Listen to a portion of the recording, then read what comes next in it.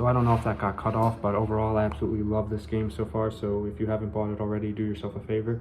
You don't even need to buy a Switch 2, which I was super happy about because I don't like buying new game consoles, but I love Pokemon and I love drawing. So it's been real, Inktober 2025. Thank you guys. Stay tuned for more soon. Goodbye.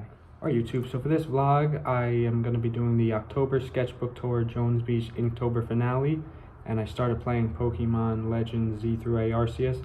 Absolutely adore this game so far. It's so fun, and although I was planning to pick Chikorita as my starter for the longest time, I decided last minute to give the little Bacon Tepig a chance and maybe draw him eventually, but he is not drawn in this video because I drew all the drawings before I bought this game. But I absolutely love this game and can't wait to make more vlogs about it. But until then, let me start with the Inktober 2025 finale with this first drawing, which is a collection of fish and sea creatures from this little ghost frog, Corsola, lantern, and of course the classic koi fish. We have me in my Halloween costume, which was the Mandalorian. Same jacket I wore with it, by the way.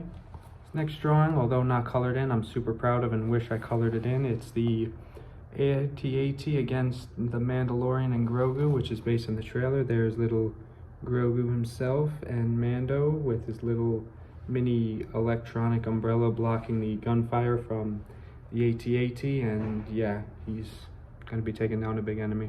Here we have the ominous cool Pokemon Greninja. This next drawing is a little creative, maybe a little niche, but it's a little bit of a ninja style Umbreon with claws and stages of the moon, because Umbreon's a very moon-like Pokemon. I don't know, I wouldn't think that, you know, humanoid Umbreon would work, but for some reason I'm making a ninja Umbreon look cool, so good for me, right? This next drawing, we have my concept art of the werewolf from the potential design of Werewolf, Robert Eggers' Nosferatu style movie, which I'm really excited for. We have the classic Halloween character, Wednesday Addams herself. We have a Halloween themed Batman based on The Batman from 2022 with Robert Pattinson. That's why he's got the black eyeshadow, which I honestly think is cooler than the white eyes, which might be a little bit of a controversial Batman opinion. But hey, there's a pumpkin, right? So thumbs up for pumpkin. You have a Pokemon from one of my last vlogs, Seadra, who is really cool middle stage, which was a big theme of the previous Pokemon movie pitch I did. And this next vlog is of Scizor, who I also made a movie pitch of about the insect style Pokemon movie. Now finally we're getting to some color. Here we have a ghost style Infernape, which was for the Inferno theme of the Inktober prompt. And next up we have Mr. Sceptile. This is a zombie Sceptile from the Jones Beach Pokemon sci-fi movie. That's why there's a meteorite falling from the sky in this drawing. So you guys remember when I talked about Christian Bale as Anakin Skywalker, who was considered for the role?